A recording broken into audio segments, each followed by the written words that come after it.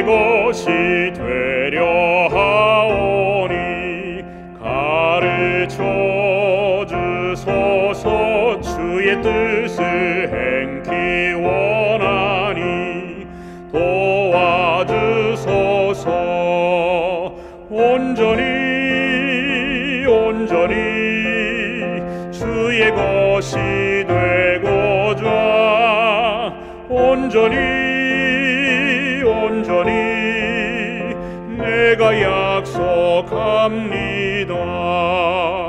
세상 쾌락 부귀 명예는 정함이 없으니 보배 예수 얻기 위하여 버릴 맘 있네.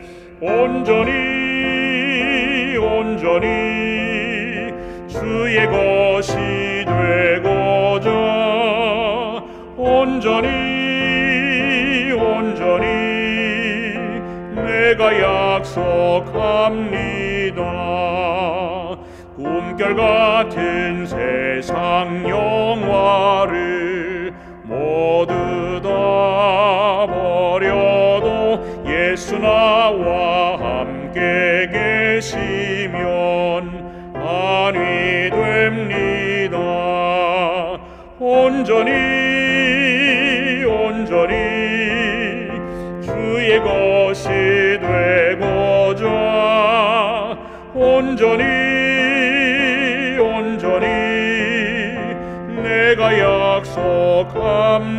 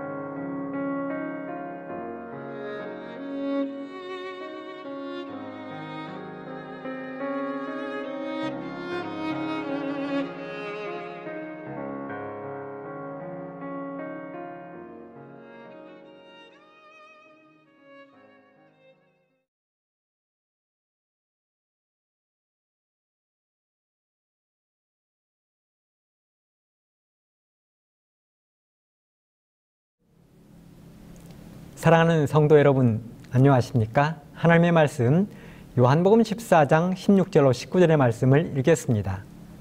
내가 아버지께 구하겠으니 그가 또 다른 보혜사를 너희에게 주사 영원토록 너희와 함께 있게 하시리니 저는 진리의 영이라. 세상은 능히 저를 받지 못하나니 이는 저를 보지도 못하고 알지도 못함이라. 그러나 너희는 저를 아나니 저는 너희와 함께 거하시며 또 너희 속에 계시겠습니다. 내가 너희를 고아와 같이 버려두지 아니하고 너희에게로 오리라. 조금이 있으면 세상은 다시 나를 보지 못할 터이로되 너희는 나를 보리니 이는 내가 살았고 너희도 살겠습니다. 요한복음 16장 7절로 11절의 말씀도 읽겠습니다. 내가 너희에게 실상을 말하노니 내가 떠나가는 것이 너희에게 유익이라. 내가 떠나가지 아니하면 보혜사가 너희에게로 오지 아니할 것이요 가면 내가 그를 너희에게로 보내리니 그가 와서 죄에 대하여 의에 대하여 심판에 대하여 세상을 책망하시리라. 죄에 대하여라 함은 저희가 나를 믿지 아니함이요 의에 대하여라 함은 내가 아버지께로 가니 너희가 다시 나를 보지 못하며 심판에 대하여라 함은 이 세상 임금이 심판을 받았음이니라. 오늘 이 시간에는 보혜사 성령에 관한 말씀을 준비했습니다. 말씀의 제목은 성도들의 백신 성령, 이렇게 정해보았습니다. 사랑하는 성도 여러분, 보혜사가 무슨 말입니까? 사전에 보면 성부, 성자와 함께 성삼위 하나님, 그리스어로는 파라클레토스, 대언자, 변호사, 중재자, 협조자, 대변자, 이런 뜻을 가지고 있습니다. 그래서 보혜사 성령은 하나님의 뜻을 대언하시고 대변하시고 우리와 하나님 사이에 중재하시며 우리의 신앙을 위해 협조하시고 우리 죄인들의 대변자가 되어주시는 하나님입니다. 이 하나님이 바로 우리의 보혜사 성령 하나님이십니다. 우리가 요한복음을 읽다 보면 11장부터 엄숙하고 비장한 말씀들이 기록되어 있습니다. 11장에서 예수님은 죽은 나사로를 살려주시고 이 모습을 본 대제사장들은 또 바리새인들은 예수님을 죽이기 위하여 모의하는 모습이 기록되어 있습니다. 12장에서는 이제 십자가의 죽음을 준비하시기 위해 예루살렘으로 올라가는 말씀을 기록했습니다. 13장에서는 마가의 다락방에서 거행된 세족 예식과 성만찬 예식을 기록했고 14장에서는 제림의 허락, 우리를 다시 데려오겠다는 약속을 하셨습니다. 15장에서는 우리가 구원받기 위하여 포도나무이신 예수님께 꼭 붙어 있어야 함을 말씀하셨고 조금 전에 읽은 16장의 말씀에서는 예수님 자신이 떠나가시면서 남아있는 제자들, 우리들에게 가장 좋은 것을 보내주시겠다는 약속을 하셨습니다. 사람이 마지막에 되면 사랑하는 사람들에게 어떤 것을 남겨주고 싶을까요? 사랑하는 아내에게, 자식들에게 무엇을 남겨두고 떠나고 싶을까요? 우리 성도님들이라면 마지막에 무엇을 선물하고 떠나고 싶으십니까? 그렇습니다. 가장 좋은 것을 남겨두고 떠나고 싶을 것입니다. 이제 예수님도 이 땅에서의 모든 사역을 마치고 떠나실 때가 되었습니다. 며칠 뒤면 고통의 십자가에 달려 돌아가실 것입니다. 그래서 오직 자신 하나 믿고 3년 반 동안 따라다녔던 그 제자들, 그리고 이 땅에 남겨질 모든 백성들을 생각하면 예수님의 가슴은 미어졌을 것입니다. 그래서 남겨질 제자들을 위하여, 이 땅의 모든 사람들을 위하여 떠나시는 예수님께서 가장 좋은 선물을 약속하셨습니다. 인류를 구원하기 위해 이 땅에 오신 예수님이 준비하신 선물이니 얼마나 좋은 선물일까요? 그 선물이 바로 보혜사 성령, 보혜사 성령입니다. 이 보혜사 성령은 어떤 분이십니까? 요한복음 14장 16절에 보면 내가 아버지께 구하겠으니 그가 또 다른 보혜사를 너희에게 주사 영원토록 너희와 함께 있게 하시리니, 그렇게 기록을 했습니다. 예, 우리와 영원토록 함께 하실 분이라고 약속하셨습니다. 17절에도 보면 우리와 함께 거하시고 또 우리 복에 계속 계시겠다고 약속하셨습니다.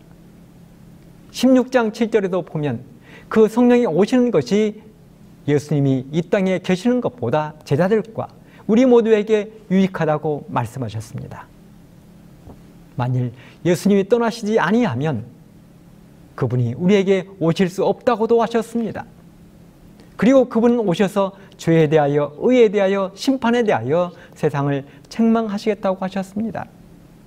13절에 보면 우리 모두를 진리 가운데로 인도하시고 장래일도 알려주시겠다고 하셨습니다. 이러고 보면 예수님이 약속하신 보혜사, 그 보혜사 성령은 정말 좋은 최고의 선물이 아니겠습니까? 이보다 더 좋은 선물이 어디에 있겠습니까? 그렇게 보혜사 성령을 보내시겠다고 약속하신 예수님이, 성도 여러분, 언제 성령을 보내셨습니까? 예수님이 십자가에 달려 돌아가시고 부활하여 하늘로 승천하셨습니다. 그리고 비록 예수님이 이 땅에 자신들과 함께 계시지는 않았지만 제자들과 예수님을 따르던 사람들의 마음속에는 희망이 싹트기 시작했습니다. 감람산에서 하늘로 승천하시는 예수님을 바라보았던 제자들과 약 500여 명의 사람들은 그들의 마음속에 뜨거운 불길이 타고 있음을 느꼈습니다. 그 중에서도 120여 명의 사람들은 함께 다락방에 모였습니다.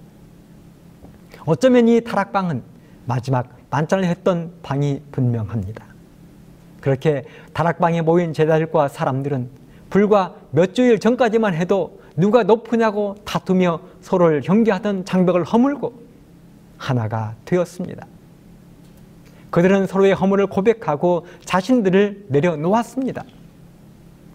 사실 제자들이 감람산에 돌아왔을 때 사람들은 그들의 얼굴에서 슬픔, 혼란, 패배, 절망, 고통스러운 모습을 볼 것이라고 생각했습니다. 그런데 그들의 얼굴에서는 오히려 기쁨과 승리, 환희로 빛나고 있었습니다. 이유가 무엇입니까? 그들은 부활하신 구주를 보았고 하늘로 승천하시는 예수님을 보았고 천사들의 약속을 들었습니다. 천사들이 제자들에게 무엇이라고 약속했습니까? 사도행전 1장 11절에 보면 갈릴리 사람들아 어찌하여 서서 하늘을 쳐다보느냐 너희 가운데서 하늘로 올리우신 이 예수는 하늘로 가심을 본 그대로 오시리라. 또 예수님은 승천하시기 직전에 뭐라고 약속하셨습니까? 사도행전 1장 8절에 보면 오직 성령이 너희에게 임하시면 너희가 권능을 받고 예루살렘과 온 유대와 사마리아와 땅끝까지 이르러 내 증인이 되리라. 그렇습니다. 예수님은 가장 좋은 선물인 보혜사 성령을 보내주시겠다고 약속을 하셨고 천사들은 하늘로 승천하시는 예수님 곁에서 외치기를 하늘로 가심을 본 그대로 다시 오시겠다고 약속했습니다. 그러니 제자들의 마음이 얼마나 흥분되었겠습니까? 그리스도인들은 바로 이런 사람들이 되어야 합니다. 세상 사람들이 기대하는 것을 보기 좋게 무너뜨리고 언제나 승리자들이 되어야 하는 것입니다. 그래서 제자들은 날마다 기도로 시간을 보냈습니다. 예수님의 명령에 순종하여 예루살렘을 떠나지 않고 약속하신 성령의 부어주심을 기다렸습니다. 하지만 그들은 한가하게 기다리지 않았습니다. 누가복음 24장 53절에 보면 늘 성전에 있어 하나님을 찬송했다고 했습니다. 앞에서 말씀드린 것처럼 참된 회개와 부신을 자복했습니다. 지난 3년 반 동안 스승이신 예수님께 들었던 말씀들과 생활을 되짚어 보았습니다. 부신의 말들, 주님을 슬프게 했던 행동들을 뉘우치고 속죄했습니다. 그리고 그런 그들에게 마침내 결코 잊을 수 없는 날이 왔습니다. 그날은 오순절이었습니다. 예수님이 십자가에 달려 돌아가시고 부활한 지 50일째 되는 날, 그날도 제자들과 예수님을 따르던 사람들은 다락방에 함께 모였을 것입니다. 그렇게 모인 그들은 기도하고 찬미하며 시간을 보내고 있었을 것입니다.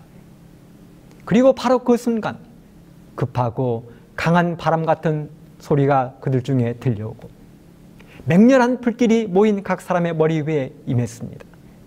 그 장면을 성경은 이렇게 기록하고 있습니다. 사도행전 2장 1절로 3절 오순절 날이 이미 이르매 그들이 다 같이 한 곳에 모였더니 호련히 하늘로부터 급하고 강한 바람 같은 소리가 있어 그들이 앉은 온 집에 가득하며 마치 불의 혀같이 갈라지는 것들이 그들에게 보여 각 사람 위에 하나씩 임하여 있더니. 그렇습니다. 성령을 기다리며 기도하던 제자들에게 성령이 충만히 임했습니다. 그렇게 성령이 내리자 성령의 감화로 참회와 자복의 기도, 용서에 대한 찬양의 노래가 흘러나오고 여기저기서 감사와 예언하는 소리가 들려왔습니다. 얼마나 그 장면이 아름다웠던지 예언의 시대는 그 장면을 이렇게 기록하고 있습니다. 사도행전 38쪽입니다. 온 하늘은 비할 데 없고 이해할 수 없는 사랑에서 우러나오는 지혜를 굽어 내려다보고 찬탄에 맞이 아니하였다. 그렇습니다. 온 하늘이 찬탄에 할 만큼 아름답고 멋진 장엄한 장면이 연출된 것입니다. 그렇게 성령을 받은 사람들은 하늘의 성령의 검으로 모든 불신을 제거해 버렸습니다. 시기, 질투, 교만을 성령의 검으로 단칼에 베어버렸습니다. 그 결과가 어떻게 되었습니까? 하루에 수천 명이 회개했습니다. 예수님께서 일찍이 제자들에게 하신 말씀이 있습니다. 저희가 시작하면서 읽은 요한복음 16장 7절과 13절에 보면 내가 떠나가는 것이 너에게 유익이라. 내가 떠나가지 아니하면 보혜사가 너에게로 오시지 아니할 것이요. 가면 내가 그를 너에게로 보내리니 그러나 진리의 성령이 오시면 그가 너희를 모든 진리 가운데로 인도하시리니 그가 자의로 말하지 아니하고 오직 듣는 것을 말하시며 장래 일을 너에게 알리시라고 이야기했습니다. 사실 예수님의 승천은 제자들에게 약속하신 복을 받는 신호였습니다. 그리고 하늘로 가신 예수님이 천사들의 경배를 받으시며 보좌에 오르시자마자 하늘에서 가장 먼저 결제하신 결제 1호가 바로 다락방에서 기도하며 찬양하던 제자들에게 보혜사 성령을 부어주시는 것이었습니다. 보혜사 성령을 보내시는 것이 예수님의 하늘 결제 1호입니다. 하늘의 왕으로서 취임식을 마치자마자 취임식의 통고로 성령을 이 땅에 보내신 것입니다. 불의 혀가 갈라지는 것처럼 다락방에 모인 모든 제자들 위해 성령이 임한 것입니다. 그리고 선물의 상징으로 방언의 역사가 일어나 그들이 지금까지 알지도 못했던 외국어, 언어들을 유창하게 말할 수 있게 되었습니다. 갈릴리 바닷가에서 그물질이나 하던 베드로가 갑자기 헬라어를 유창하게 말하기 시작했습니다. 요한이 갑자기 메소포타미아, 지금의 페르시아 지역의 말들을 유창하게 말하기 시작했습니다. 그때는 오순절이었기 때문에 세계 각처에 흩어져 살던 수많은 유대인들이 예루살렘에 모였습니다.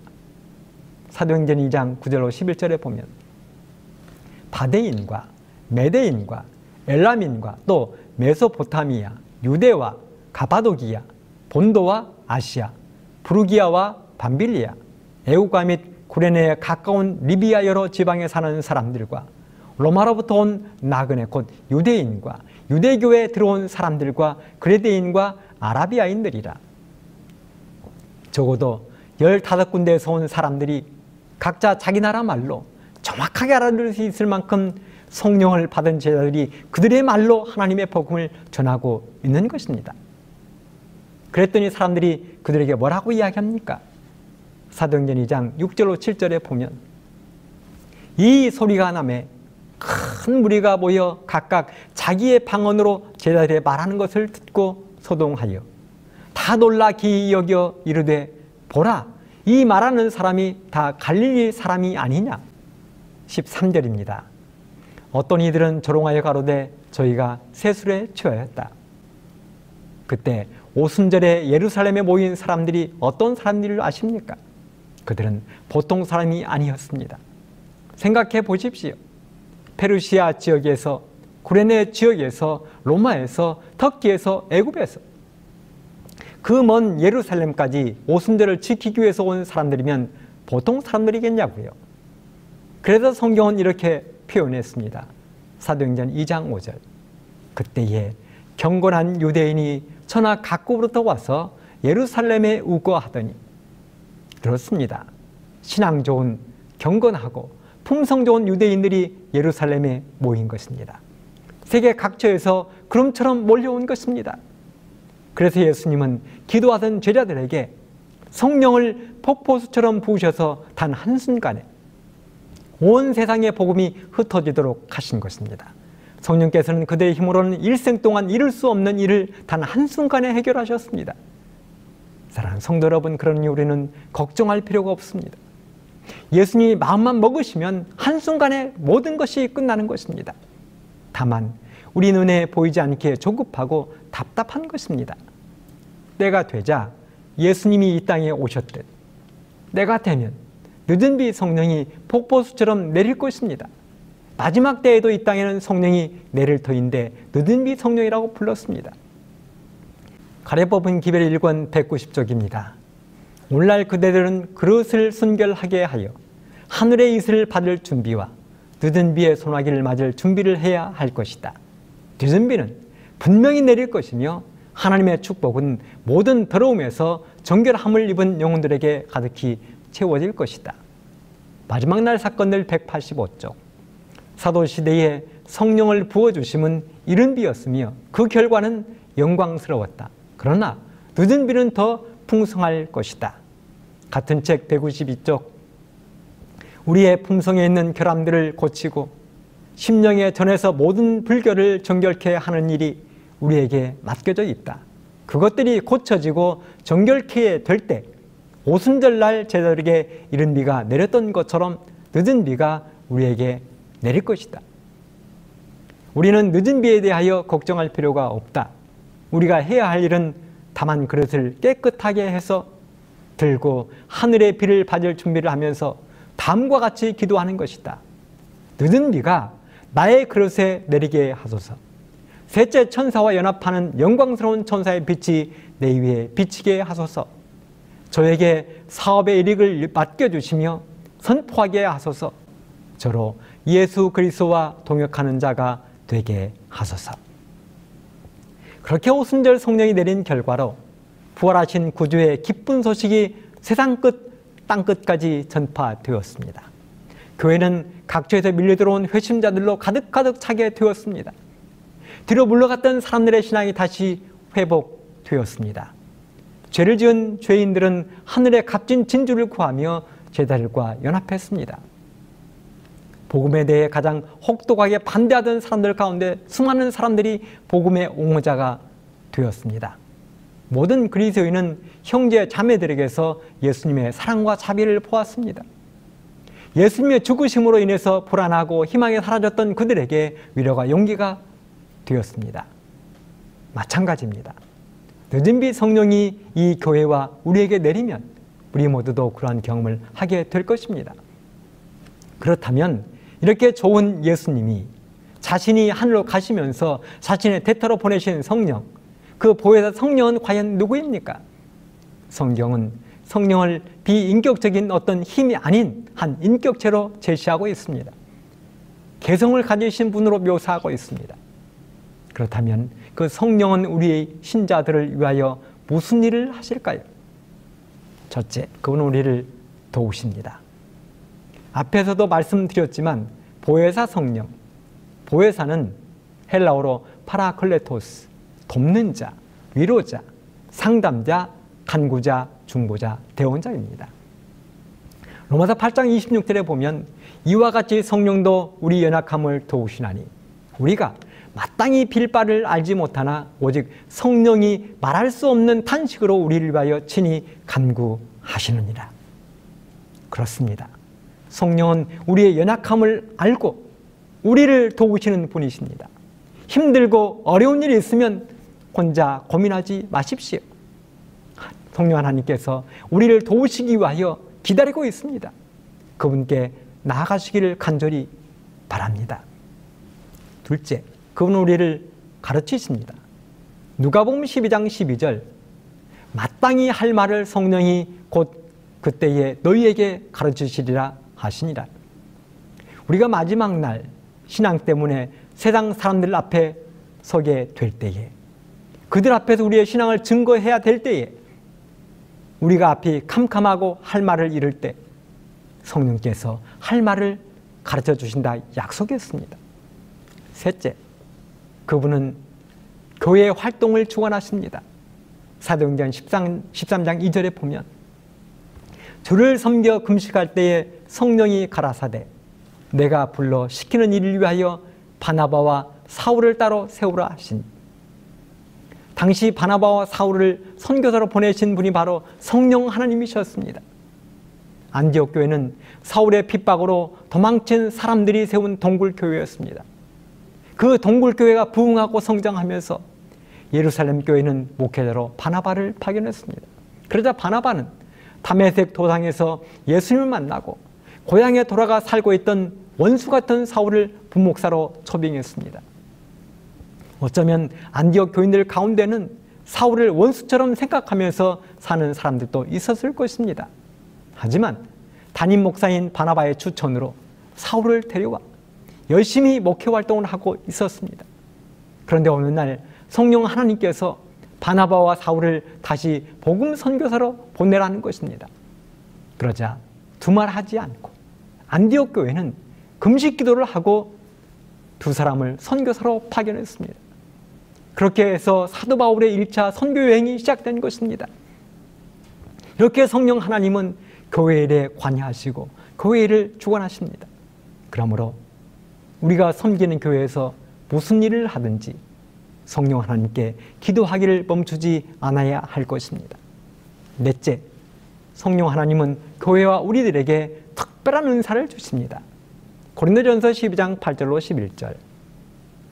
어떤 이에게는 성령으로 말미암아 지혜의 말씀을, 어떤 이에게는 같은 성령을 따라 지식의 말씀을, 다른 이에게는 같은 성령으로 믿음을, 어떤 이에게는 한 성령으로 병 고치는 은사를, 어떤 이에게는 능력 행함을, 어떤 이에게는 예언함을, 어떤 이에게는 영들 분별함을, 다른 이에게는 각종 방언 말함을, 어떤 이에게는 방언을 통역함을 주시나니 이 모든 일은 같은 한 성령이 행하사 그 뜻대로 각 사람에게 나누어 주시느니라.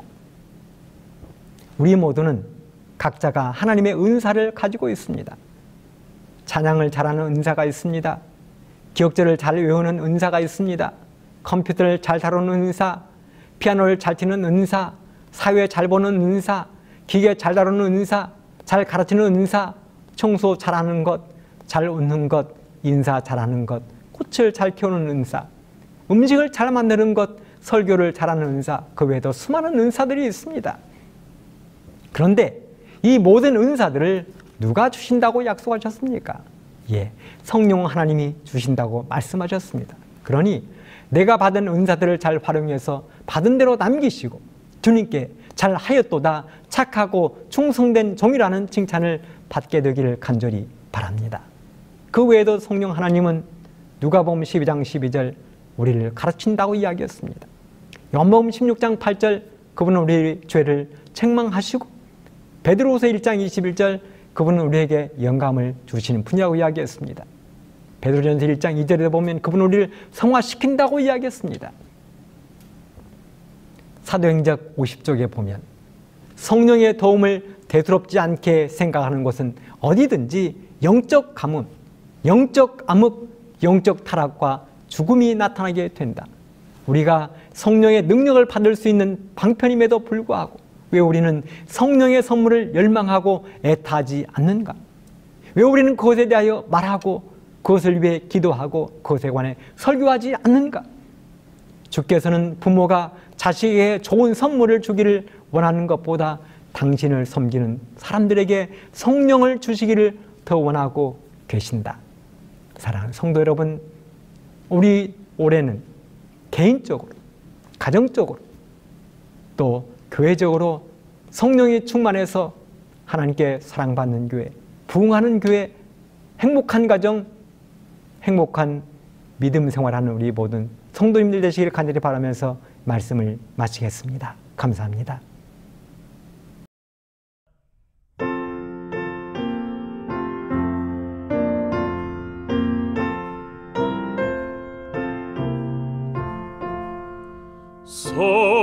성령이여 강림하사 나를 감화하시고 애통하며 회개한 맘 충만하게 하소서. 예수여 비오니 나의 기도들을 애통하며 회개한 맘 충만하게 하소서. 성령이여 강림하사 그 신권능 주소서. 원하옵고 원하오니 충만하게 하소서. 예수여 비오니 나의 기도들을 애통하며 회개한 맘 충만하게 하소서. 힘이 없고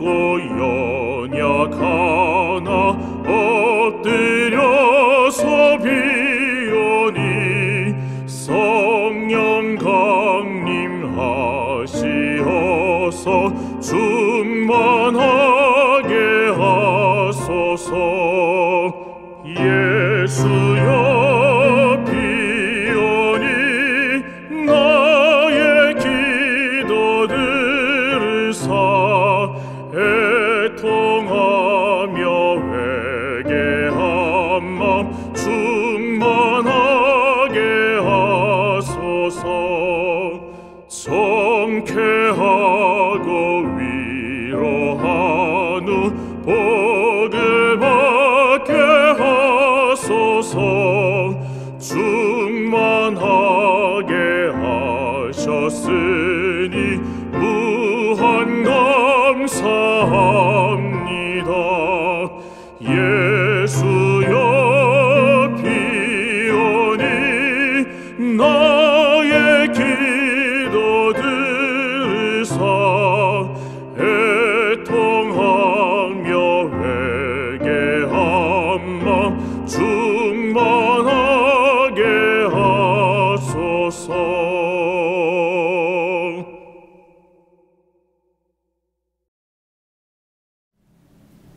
하나님 우리 아버지, 예수님 하늘로 가시면서 이 땅에 남은 저희들을 불쌍히 여기시고 가장 좋은 선물인 보혜사 성령을 약속해 주셔서 감사합니다. 보내주셔서 감사합니다. 그 성령님의 지도를 따라서 개인적으로, 가정적으로, 교회적으로 열심히 일하고 활동해서 칭찬받는 귀한 종들이 되고 하늘을 사모하는 귀한 백성들 될 수 있도록 함께해 주시기를 예수님의 이름으로 간절히 기도합니다. 아멘.